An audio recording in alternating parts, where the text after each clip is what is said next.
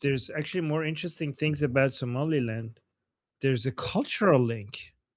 The Lost Hebrew Tribe. Have you guys heard of this? Never in my life. There's a minority clan in Somaliland called the Yibir, which means Hebrew in some interpretations. Ibiru? So, for centuries, the Yibir have been an outcast group in Somali society. Legends hold that they are descendants of ancient Israelites who arrived in the Horn of Africa long before Islam. While most Yibirs are Muslim today, they have historically been marginalized, similar to how Jews were treated in Europe. This has created a unique mythological bond where some Israelis and Somalilanders view each other as distant cousins sharing a history of persecution. Who Do are you guys these know? Israelis? I don't never heard about this. I never heard The, about it, the, but it the, makes sense because there is yeah. other groups Yeah. in Africa, in deep Africa, and it makes sense because we had a big community in Ethiopia. Ibego, Udego, yeah, I've heard of them, but Yeah, never. There there's is the other groups as well. Lambe. Lembe Yeah. clan. I mean, it could be It could be, yeah. Could because we were spread out, 2 millennia, so anything can be. There's even in the Bible that, it says that there was trade with that region. So if you trade, you have to go there, I guess. The way you said Um, Ethiopian Jews, but Ethiopian Jews are like genetically like maybe 4 or 5% like Jews. It's like the thing is that they probably are mostly converts, which is not less relevant, but it's like genetic issue. did you guys We I know don't don't there's know go a by about lot? this. genetics.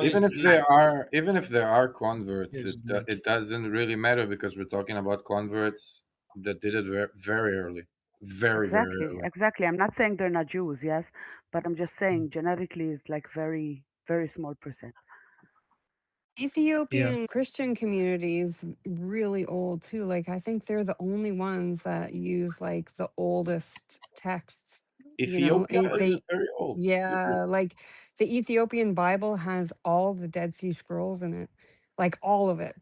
And I didn't know that. If I had known that when I went to Bible college, everything would have been different.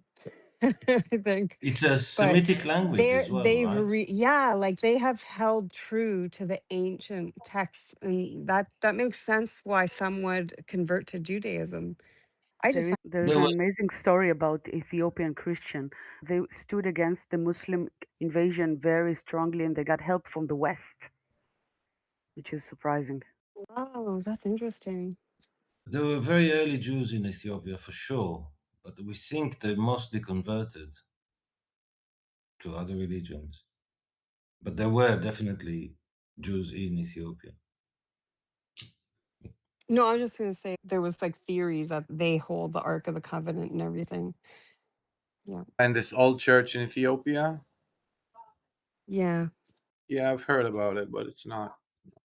Oh, I'm They sure also it's had not. the But yeah, Solomonic that's just dynasty, right?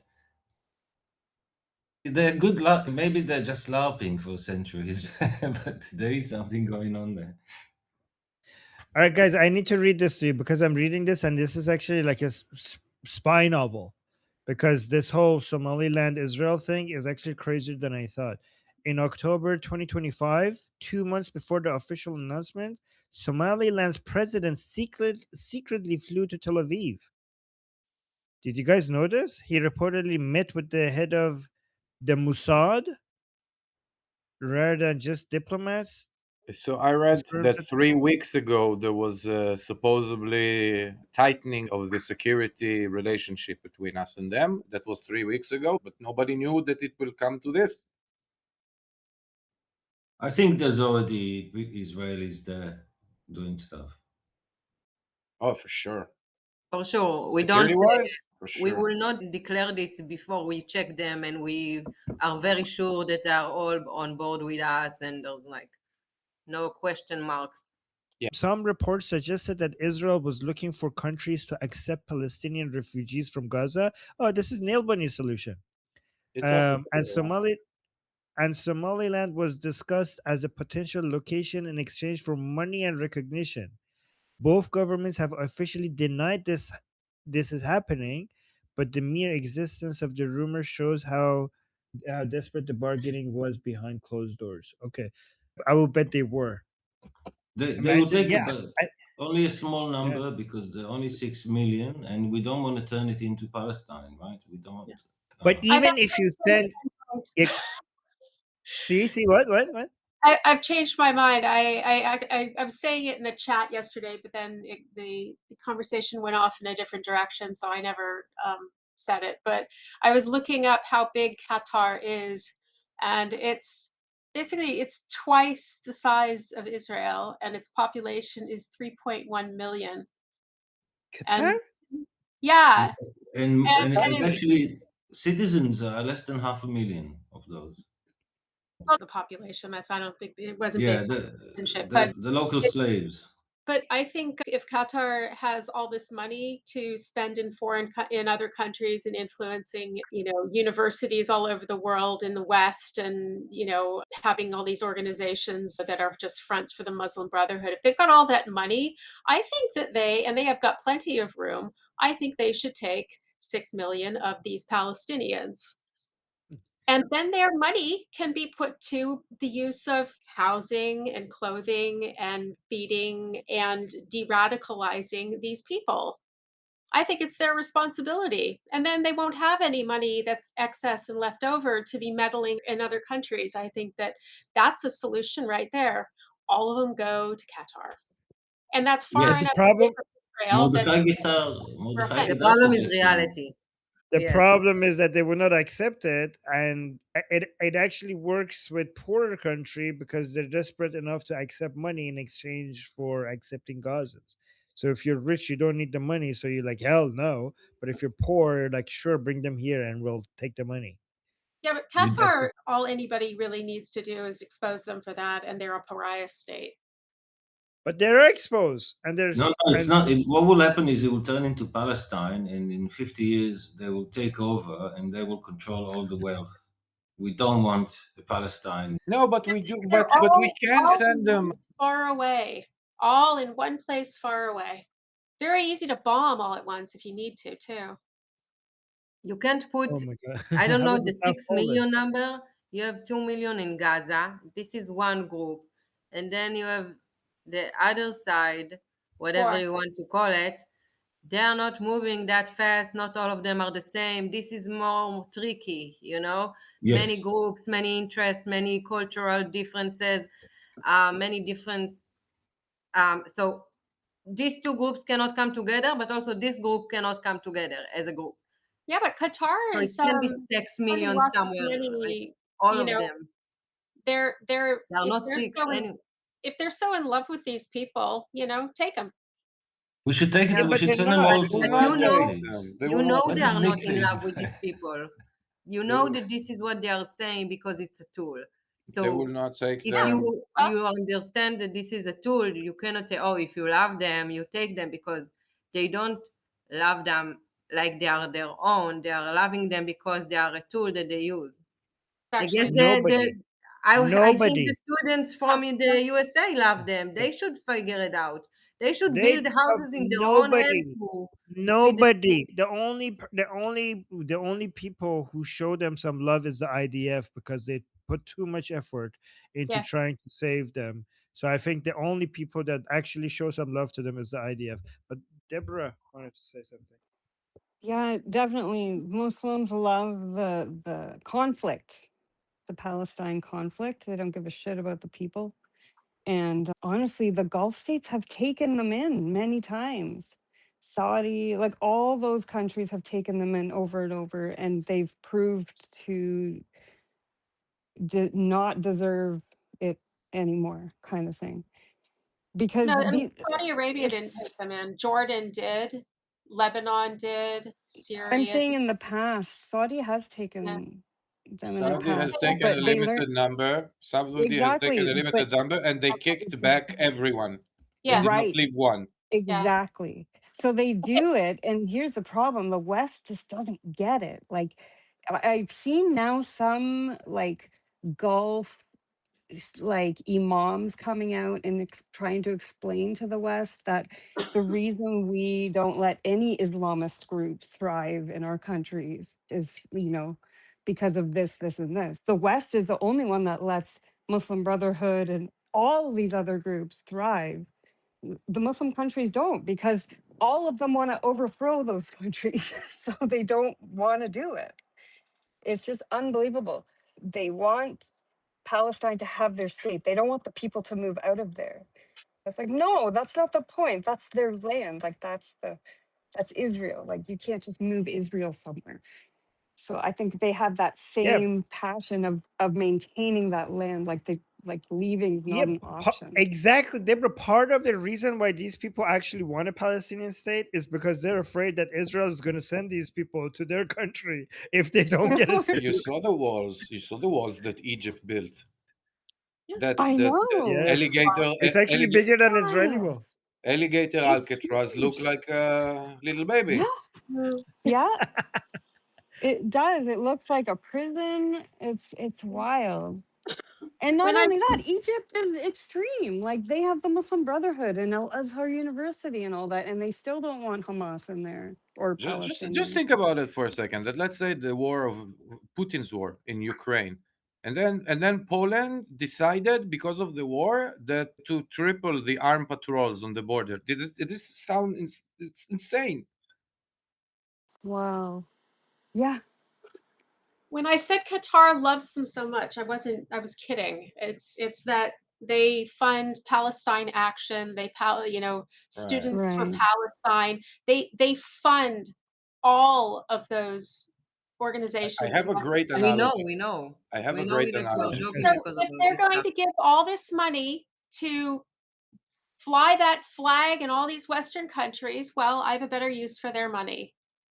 Take them. They're it's Yeah. they like them. But Fine. You want to but but the, push them on everybody? Take them yourself. Stop but here's making the it difference. Israel's problem because it's not Israel's Using problem. use But here's the difference. Using Palestinians gives you leverage. Taking Palestinians gives you cost. So using Palestinians gives you power and leverage, but taking Palestinians is nothing but cost. They have plenty of That's the money. difference. They have plenty of money. Yeah, but they don't want to share. Yeah, but they have It's not plenty of about money money. because they didn't share it with other people. They didn't get this rich by just giving it away. Yeah, but they're spending that money in Western countries. Yeah, because it gives them leverage. It's bad for Western countries, but it's good for Qatar. It's giving them soft power. No, I understand why they're doing it. It's just that I think that all the Western countries needs to basically say, we're kicking you out of our country and you're taking these people. And if you don't, we're not buying anything from you. And you're not going to invest in anything or make any money off of any of your investments in our countries. Because that is what they do. They're a tiny country, but they have lots of money. So what do? They invest in things, they buy things, they make a lot of profits in other countries. But that And would require politicians that don't care about money. Because well, the thing is like that it who isn't would as if say your money is the only money that exists. There's plenty of people that would perhaps want to invest in those same companies that Qataris are investing in, except they would be actually wanting something other than taking that money and funding the Muslim Brotherhood, which is what Qatar does. I mean, they true, really but are. everybody who wants to They're invest in those totally companies deserving has of being already. a pariah state. They are a pariah state. Yeah, They should be a pariah yeah. state. The only reason they're not a pariah state because they have Th- money. This is why What you does should be pariah angry with state Trump mean? because Trump. A pariah state This means is you why you don't should. do business with them. You're not recognize them. Oh, You're strictly basically, business kind of thing? yeah. Well, no, it's not even business. It's Oh, basically No, it's they like, don't exist as on like the world stage. They are nobody does business with them. They're a but thi- terrorist state or something like that. but They this is why you the should be angry. Republic in a This lot of is why you should be angry with Trump and his family because they are very, very, very pro Qatari and they get very impressed. Qatar gives a lot of financial support to Trump and his family. Trump Yep. was very impressed with the plane that they got him. Yeah, Qatari plane that they got him. I Oh, am. that's so disappointing because it's really Yeah, obvious that they're just like Iran in the fact that they fund all the Islamist movements. I mean, Al they Jazeera's like there. Islamic Republic. Like, Yeah.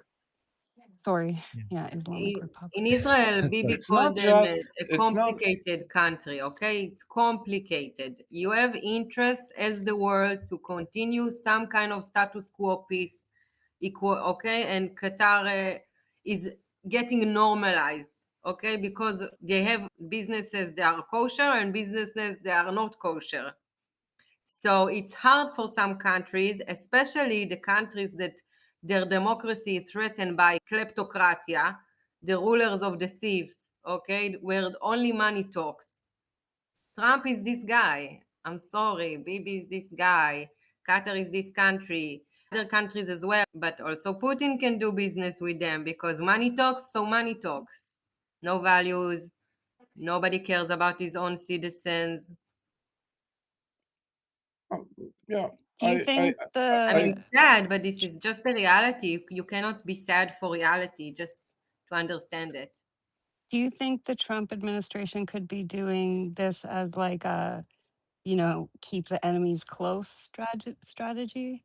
Probably. Could be because it's No, complicated. So you have many no, different It's interests that possible. they can be opposite to yourself, guys, Trump right? has made his wealth has become so, like, even though he was rich before he became president, the second term has been so good for him financially, and it's mostly because of Saudi Arabia, the UAE, and Qatar, and he has made it so easy to fund him personally. Like, this is why it's unfair to other countries, because other countries have to come do lobbying in a way that benefits, like, show some benefit to US industries or United States as a country, to be able to get some leverage with America. But these three countries have figured out a cheaper way, because it takes billions to try to get leverage from America as a country, but it takes millions to buy a family, because it's just a right. family, right? So you could save so much money by just buying Trump and his family, rather than showing that we're doing billions of dollars in. You could promise billions of dollars in investments and not do it because you already bought the family that is making all the decisions. I mean, Listen, Trump announced a shit coin. Trump has a shit coin that anybody in the world could buy and basically directly enrich the Trump family. Like, no president has ever had that. This is the first time where the president is this financially accessible for investment by anybody in the world. Yes. Me? Yeah, you wanted to say something? No. Oh, Yeah, I think it's oh, like oh. it's the Nail Bunny said that we should take sanction, and it's not about the it won't help. It's that they have so much money, and I mean that is it's not proportional to nothing to anything else in the world. It's you can't just apply some sanctions. They will find ways to make money under the table, just like they did up to 2000 and a little bit. I think that they are standing behind lots of loss of American lives. I think that they are standing behind BLM riots, gender ideology, basically everything that was out of control and over propagandized in the last couple of years. You will find a Qatari mark on it. I believe you. Also, abortion, by the way. They want Americans to have abortions. Muslims with Sharia. They want Americans to have abortions. Why? Because it creates fracture in the society.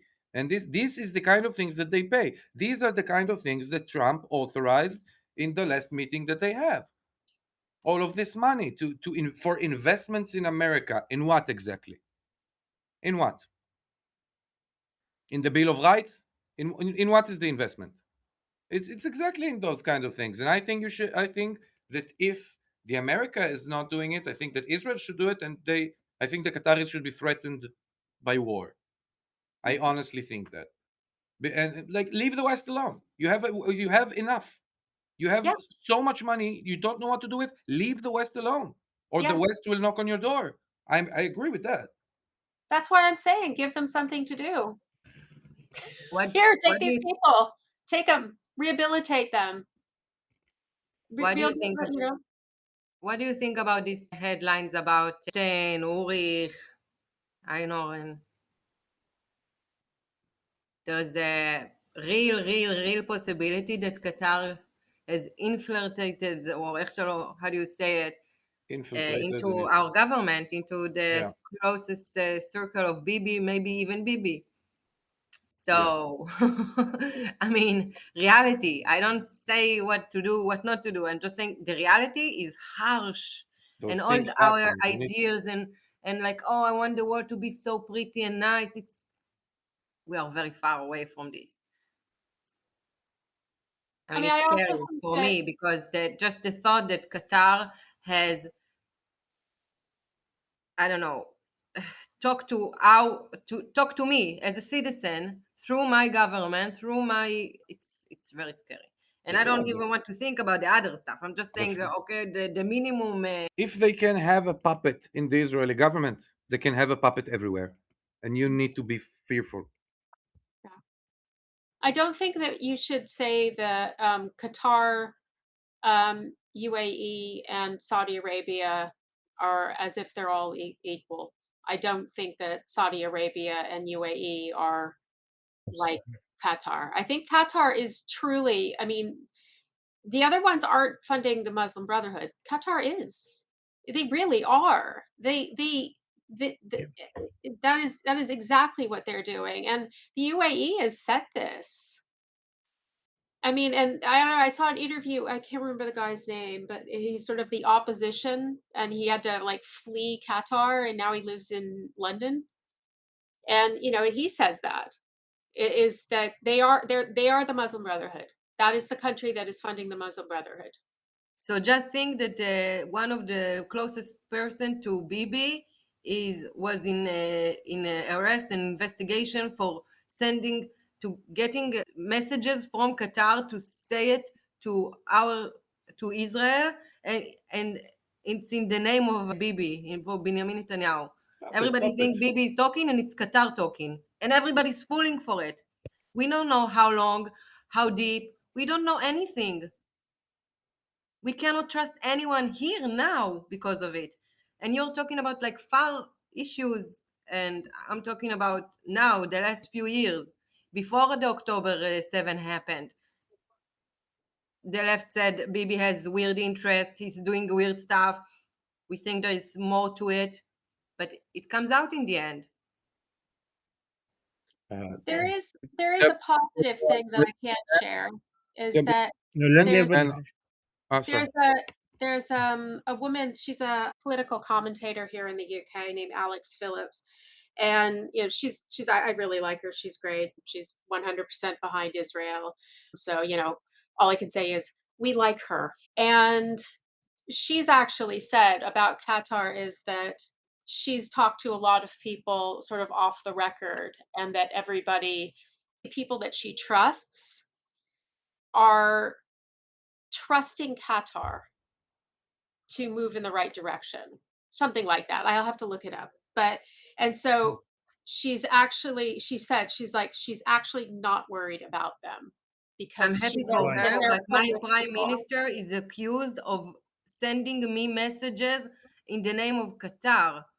He's doing actions and talking in the name of Qatar as my prime minister. I don't care about this journalist that she met people that if they Qatar can buy him, they can buy anyone. Bibi is What also a I'm saying, millionaire. He has 50 what million, maybe an what island. what I'm saying is that what she's saying is that that people that she knows are not bought and paid for. Yeah, Bibi Um, said this to us as well, and he was bought okay, well, allegedly. look, I mean, So maybe you she's can getting paid, maybe they getting paid. okay, Nobody fine, can I'm be wrong. trusted. Everything I say is wrong. Fine. No, There. I don't think everything you But I'm say just is wrong. It's saying not that about it. I'm not exactly what trying to I'm argue with saying you. is that Okay, It's guys, one at a time. she One at a thinks time. she Don't seems to interrupt. think that Don't it's interrupt okay. each other. She seems to Yeah. think that Qatar isn't like the great evil thing. So, and I do trust her. So I kind of take that, I always have that in my mind when I'm saying, Qatar sucks basically. But I do have that in my mind that, I do trust her, I do respect her, and I do know that she does have, a lot of connections and she does talk to a lot of high level people all over the world. And so if she says that and she says that, they are an ally, then it's like, okay, well, then maybe they are. Deborah wanted to say something, and then after I want to respond to what you just said. Deborah? I wanted to bring up, remember when they were talking about the BRICS thing economically? They wanted to take the power away from the American dollar and start a new one. And it was this alliance with like the El Gulf Salvador. nations and everything. I don't know if you've heard of this, but I feel like Yep. maybe this working with Qatar, like the Trumps could also be working to break that up. Like that could be another strategy. I just feel like America's much more powerful than Qatar. I feel like America could take advantage of them more than vice versa. That's what I think. All right.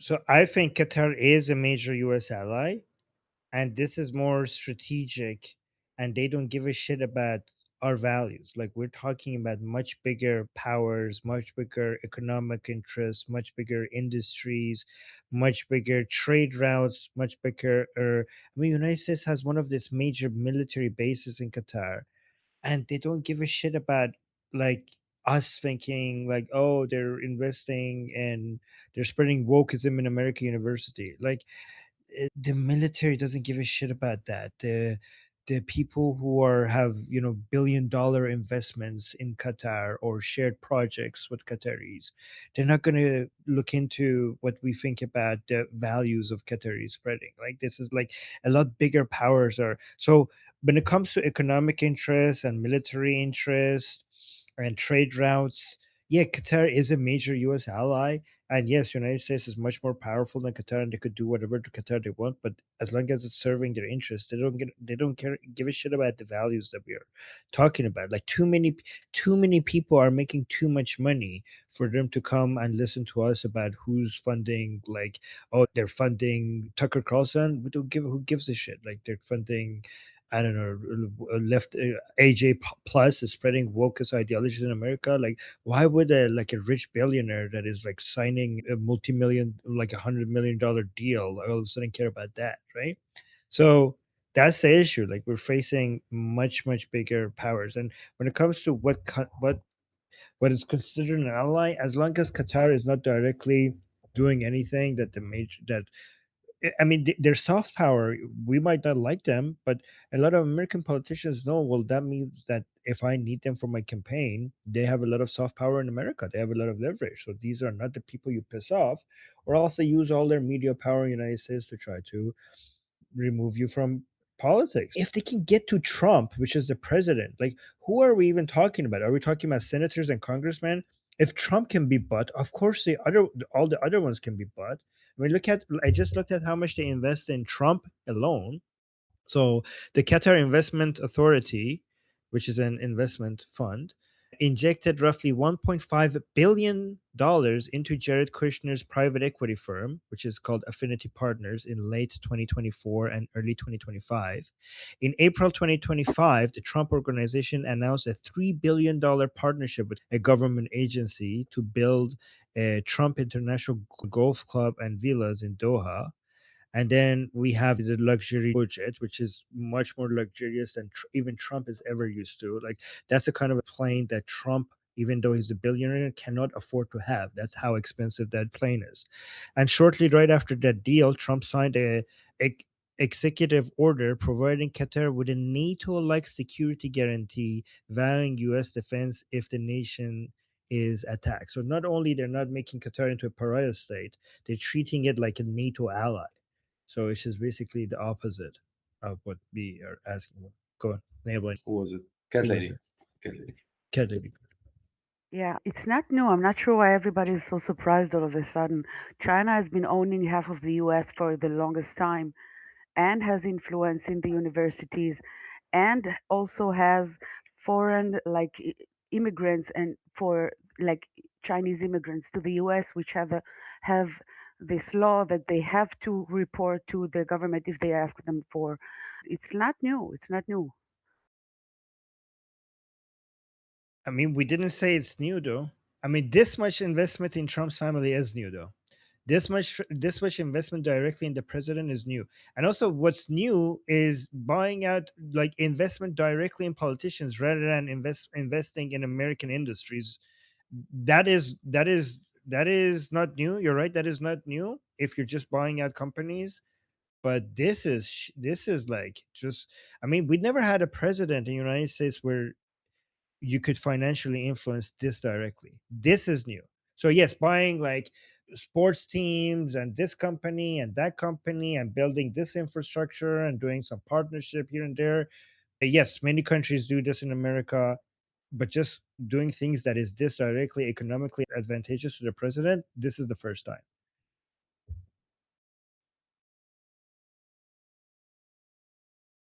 Well, I think to some extent that even if Qatar is meddling into other countries, it is also a way of sending the message to especially America is pull your shit together.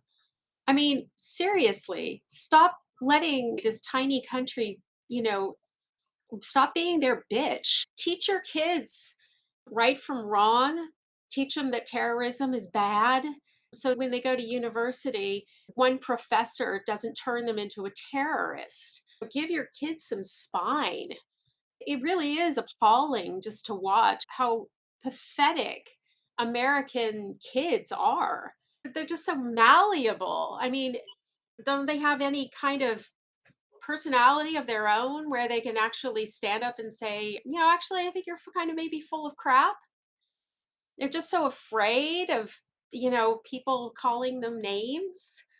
It's kind of pathetic, really. It's incredible. I think it's awful, but at the same time, you don't have to be such little pawns in somebody else's game.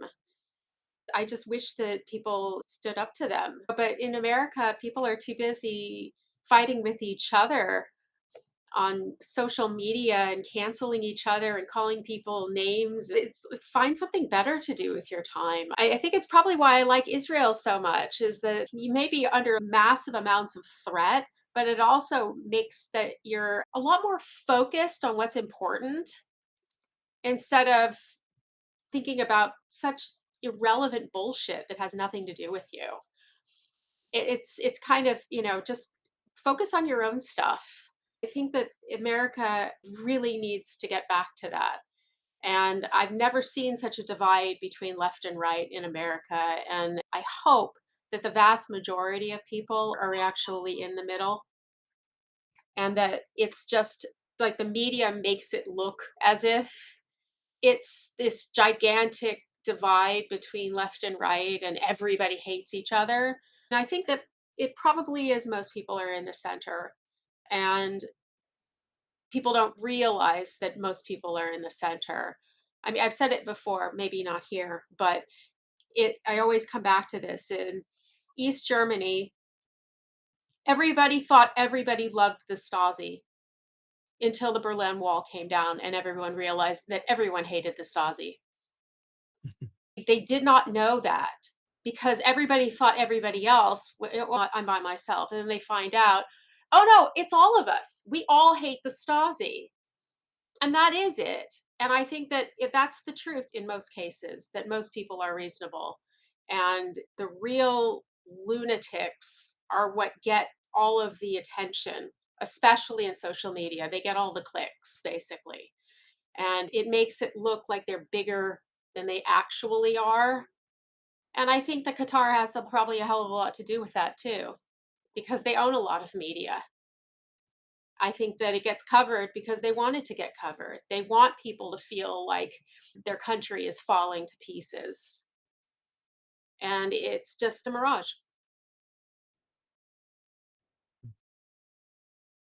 I think the reason why Israel is like that is because Israel is fighting for its survival. So it doesn't have the luxury of losing focus on what But yeah. they're under so Okay. much threat that their Um, focus is laser. They don't have time for bullshit. Because if they were whining about bullshit, then they're getting invaded on all different sides and they just don't exist anymore. but they're also limited because they are a better country.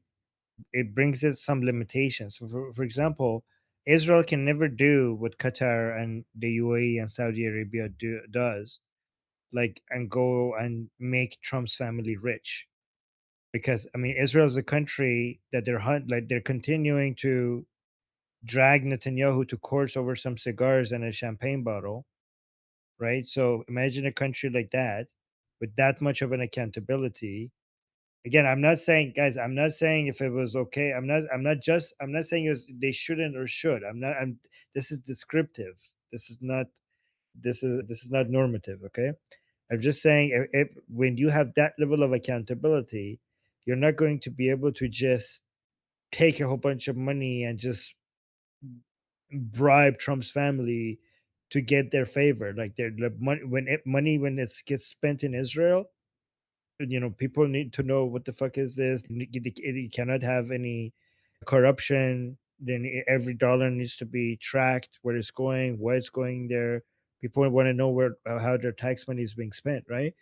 But yeah, Saudi Arabia and Qatar and UAE don't have to deal with any of that because they're not democracies. So that's what they get. That's why they get to buy American politicians in a way that Israel can't. And that's why these countries have much more influence in the United States than Israel has. Unlike what people who scream APAC, APAC think that Israel has so much influence. These three countries have more influence. I think with this whole Somali Land situation, even if Israel gets to send just a few Gazans to Somaliland, like, it doesn't have to be that big of a number. I think that would be a big win because we're normalizing sending Gazans far away from Israel. Just to break that taboo, I think that would be a good start. You could just start with 100 people. Doesn't have to be make it meaningful difference. Just so that you just like start people getting like you will get some outrage, people will react to that. You tire people out. You basically send 100 people there, get some people to outrage, and then send another 100 people. Eventually it will become such a repetitive thing that people will get tired of reacting to it, and then you make the numbers bigger. It's like making a frog soup. You don't throw a frog into boiling water. You just put it in normal temperature water, and you start like raising the temperature slowly, and it just stays in the water. So that's what you should do. The boiling frog thing is the most Iranian sentence I've ever heard. I heard it from an Iranian Jew that give great analysis of the Middle East. He uses it a lot. If you throw a living frog into boiling water, it will jump right out. But if you just leave it into normal temperature water and slowly increase the temperature, it will just stay there and just boil with the water. Yeah. You just did a whole episode of Nick Fuentes, and he's got a whole lot of problem with Jews, according to him, calling the shots with all their filthy money. Aren't you going to say anything? It's actually a lot worse with Saudi Arabia. So I was just mentioning Qatar because we were talking about Qatar. But I mean, Qatar at least Saudi Arabia is the enemy of Muslim Brotherhood. That's why we're not talking about them. But Saudi Arabia itself is one of the main reasons. There's two things that has made Trump's worth has increased from $3 billion to $5 billion in the past few months. Okay, so all his life, he went up to 3 billion. And then within a few months, he went from 3 to 5. And the main two reasons are Saudi Arabia and his crypto and his coin and his shit coin. Those are the two reasons why his wealth went from 3 to 5. So yeah, Saudi Arabia, like those numbers for Qatar, it's even bigger for Saudi Arabia's investments into Jared Kushner's private equity firm. And every time we ask him, if you ask Trump, like, isn't this a conflict of interest? He's like, oh, it's not me, it's my family. And like, okay, sure, really. I mean, isn't Jared Kushner directly involved in negotiating with Hamas? And I don't like so who's negotiating with Hamas? This is Saudi Arabia. And we know, again, Saudi Arabia is not as bad as Qatar because they don't directly support Muslim Brotherhood, but they are now supporting the IRGC because they don't want the Islamic Republic to be toppled. So they're against the war between Israel and the Islamic Republic. So they are basically, even though they're enemies of Islamic Republic, because they don't want any war in the region, they're effectively working as a lobby of the Islamic Republic, with this much access to the White House. So effectively, the Islamic Republic is the greatest one of the most powerful lobbies in the White House, indirectly through Saudi Arabia. But Iran, they use the Houthis to bomb the refineries of the Saudis. They cost them a whole lot of trouble. I mean, you would. Yep. And actually, that scared the shit out of Saudis, because here's that what made the Saudis realize once they did that. The Saudis realized that if an all out war, because the Islamic Republic has made it very clear to Saudi Arabia that, listen, we can't beat the Israelis. We can't cause much harm to Israelis. Indirectly, they have made this clear. American bases, we can't touch those. But guess what? It's really, really easy to fuck you up. Like Dubai, all those towers, they're not defended. We could attack those. Saudi Arabia, all your oil refineries, they're not like, look, we had really cheap drones. Those were even before, the Islamic Republic had its own the Shahid drones. You see how easy it was for us to basically hit your, Saudi Aramco assets. Imagine if there's an all-out war around the Persian Gulf with Israel. Given that we cannot hit Israel and America, we're just going to hit America's allies. So you better lobby for us. Make sure this war doesn't happen, because you are going to be the main victims of this war. We'll make sure that you are the main victims of this war, if a war, because if we're going to go down, we're going to blow anything up that we can, and we cannot blow those motherfuckers up, so we might as well just go after you. And that's what Saudi Arabia is afraid of. Saudi Arabia is afraid that on their way down, they're just going to blow, because they're really behind on their vision. Saudi Arabia is panicking. They really need to diversify their economy away from gas and oil, because their assessment, Saudi Arabia's assessment, is that alternative energy sources are going to come very sooner than most people realize, and they're going to go bankrupt. Like 80% of the government's budget is based on gas and oil. Imagine if we have a technological outbreak, and all of a sudden solar panels just like start competing with, oil and gas in a way that nobody anticipated. What are they going to do? Saudi Arabia will not be able to pay for shit. I mean, the Saudis are afraid of an Islamic revolution, like in 1975 and 1979 in Iran, happening in their own country. Like the Muslim Brotherhood and Wahhabis are waiting to get their hands on the Saudi family. Like they want nothing. The Wahhabis in Saudi Arabia, they want to kill the Saudis more than they want to kill Jews. Wahhabis in Saudi Arabia, they are really interested in killing the Saudi family more than Jews, right? So if they ever go bankrupt and they cannot maintain order, they're gonna be turned into pieces, right? So they know that they could go bankrupt if oil prices drop like a rock. So this is the whole point of Vision 2030, to try to find alternative sources of income for their country, and that requires a lot of investments into Saudi Arabia, and that requires peace in the Middle East. Investments are very allergic to instability. As soon as there's any signs of instability, investments will go elsewhere, or the valuation of the investments will drop, and they would want a bigger piece for less money every time they invest. So that's why Saudi Arabia is very, very sensitive. This is why they initially were happy when Israel was going into Gaza and destroying Hamas, because they hate Hamas. But then they started getting annoyed when they saw how long it's taking, because they were like, oh shit, like we hated Hamas because causes instability, but now Israel is making this war last too long, and we don't want constant war in this area. So they started getting annoyed with Israel because they wanted peace in the Middle East, so that investments start coming into the Middle East. The Saudis really need Israel. So that Because they need Israel, because nobody out, because first of all, they have realized that Israel is the king of the Middle East. That's what they realize. and like they just own this entire airspace around the Middle East. Okay, they own it, right? And without Israel, this whole place would be a lot more chaotic. They understand that nobody like Israel could actually destroy all the militia groups that want to destabilize the whole region. So they have accepted Israel as the king of this region. I mean, they, they go. They've seen after October 7th, they just go anywhere they want. They just blow up whatever they want, and they go back home with very little consequences. Especially after the Qatar bombings, like they're like these people like have no chill, and this is the language these Arabs understand. Okay, these Yes. Arabs, the only language they understand is power and force, and they respect that. They might condemn it, but they There's also two things: respect. the Want to power, let but Cat also Lady jump in? respect. She raised her hand a while ago Yeah. now, and then you Just got a last word: power and respect. That's what they love. Yeah. Cat Lady.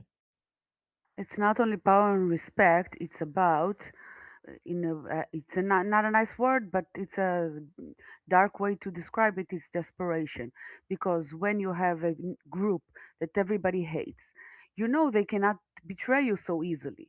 It's like we have this allyship with the Druze. Everybody hates us, everybody hates them. We're friends in misery. It's a very good source of stability. You can count on such ally. It's also why the US can count on us. It's just the truth. What can you say? Yeah, Mansour Ashkar. If you haven't watched him, I mean, he's an Israeli Druze. Good guy. He's got a channel. Okay.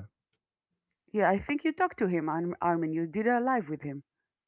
Oh, did I? Hold on. I need to look I at think That faces. sounds familiar. I love Mansour. Yeah, he's a good guy.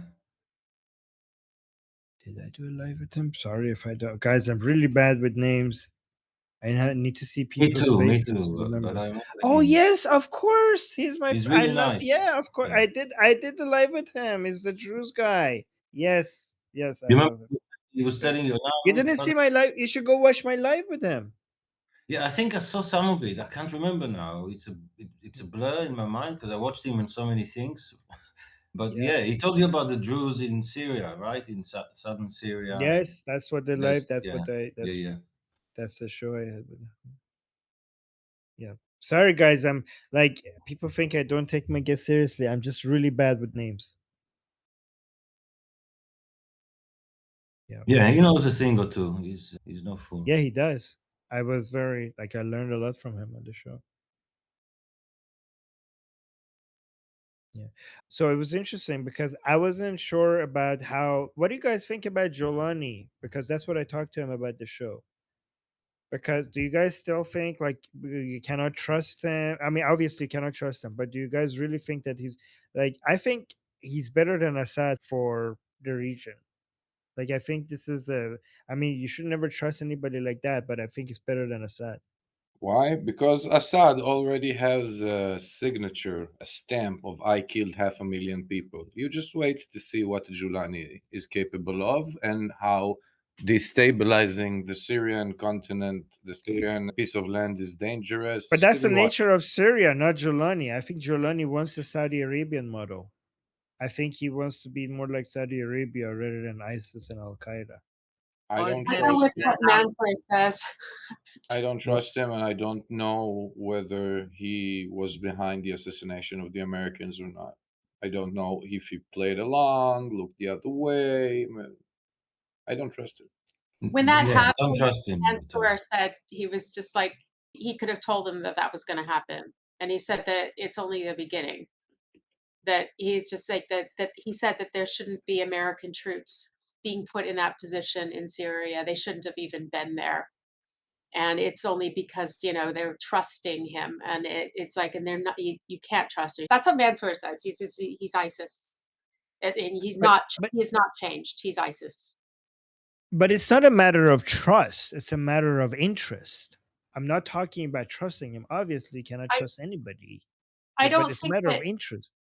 Well, I'm Well, just you kind of can't. going after what Mansour says, and he's just like Yeah. it's ideological. It's nothing about statesmanship I or don't even think trying to further any kind of like a free Syria or a good country or any like he's like he hates non-Muslims and he wants to kill them. That is basically his position on man on I disagree. I disagree. I think there are certain people who are that ideological, but based on what I've seen, on average, even the most radical Muslims, if at some point they have to choose between power and wealth on one side and Islam on the other, they often go with the power and wealth option. And I'm not talking about trusting this guy. I'm talking about looking where he is right now. It is based on what would work for him to get rich and powerful and bring stability to his power, is to demonstrate to the West that we have stability in Syria. So killing Americans or instability in Syrians will work against his personal interests. Again, I'm going based on game theory, not based on trusting anybody. But yeah, go on. Sorry, you want to say something? I I see. think it's unpredictable. He's going to play the game till he doesn't want to play the game very quickly. It's not someone that loves the West, okay? And the West can't really, yeah. You don't Same need with to I love ISIS. the don't West. You think just I don't yeah. think that you should look at him as a logical actor. Yeah, He's exactly. not. It's. I don't think that he is. You say that Why? he wants stability for Syria in order to be recognized by the West.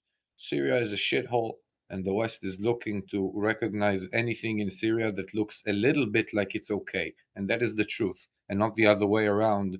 That But there's that. Syria being a shithole doesn't demonstrate what they want. Obviously, I'm not saying he's going to succeed. Obvious, he could want a stable Syria for himself and still fail because Syria is a shithole. Listen, it But depends how you define stability, because it was much easier for the West to stabilize Syria with Assad. With no, Assad, hear me through. Hear me through. Assad was a classical dictator. Whether if it's he liked money, he liked pretty women, cars, and prestige. You can buy someone like this. Al Julani is driven by you. can't buy him. no. Julani is more motivated by money and power right now than Allah Akbar, in my opinion. He's more like a Muhammad bin Salman than a Baghdadi right now.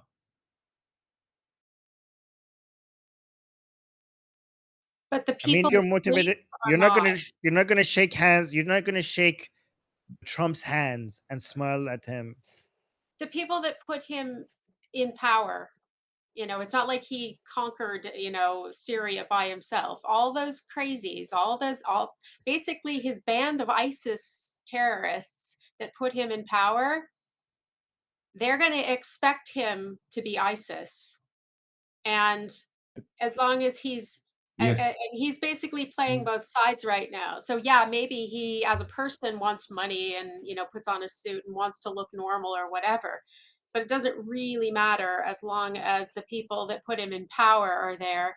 And the fact is that when they killed those three Americans, they were celebrating in the streets of Damascus.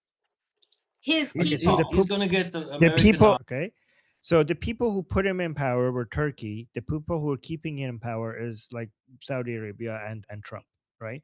So all of these actors are anti-ISIS.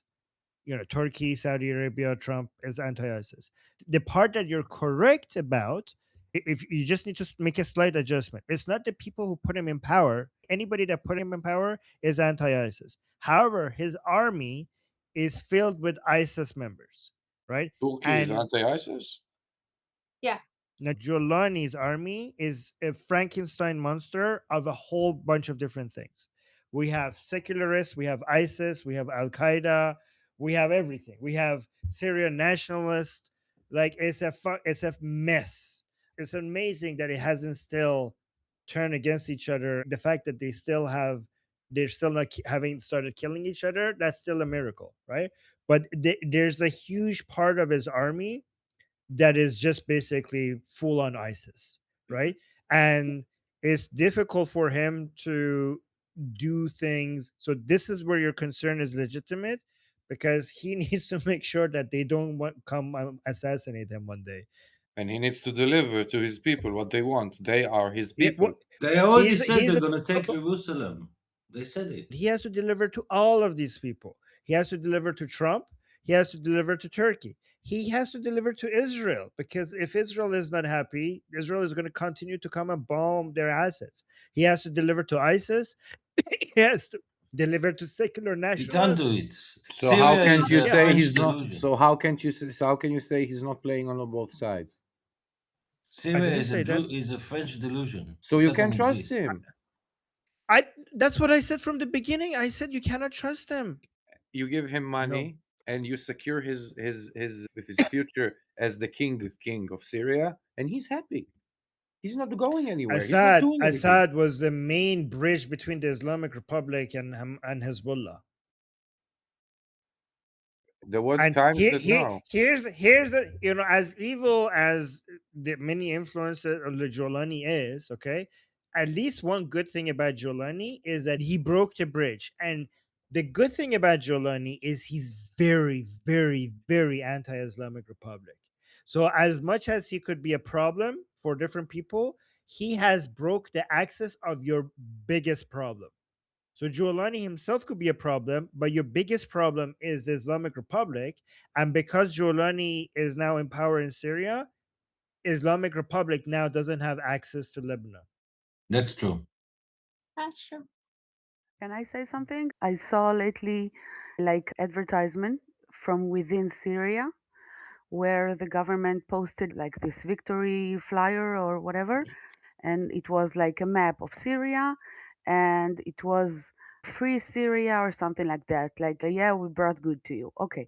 But the map itself did not include the Golan Heights, which is actually very big. If you just think about it, they used to always claim that the Golan Heights is theirs.